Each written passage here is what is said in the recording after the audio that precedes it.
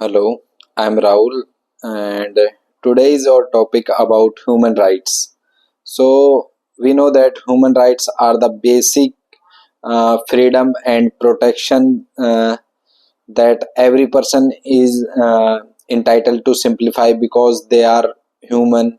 These rights are not earned or given as rewards, they are universal and apply to everyone regardless of nationality, race, gender, religion, or social status. Human rights allow individuals to live with dignity, freedom, and equality. And some of the most important human rights include the right to life, the right to education, the right to work, and the right to express one's opinions freely.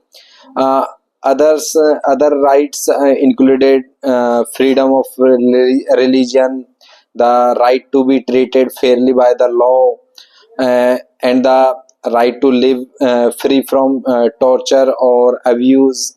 These rights are essential for the well-being and development of individual and communities. The Universal Declaration of Human Rights (UDHR), adopted by the United Nations in 1948, is one of the most important document supporting human rights around the world.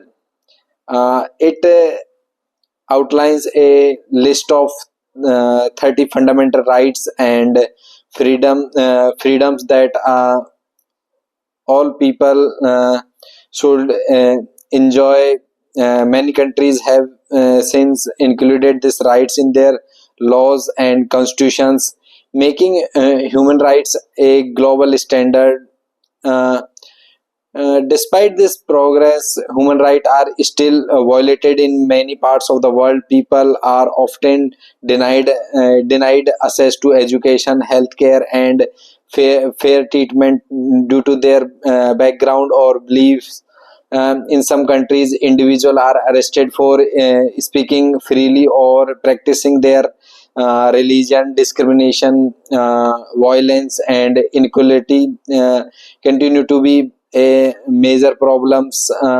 It is important to understand that human rights come with responsibility.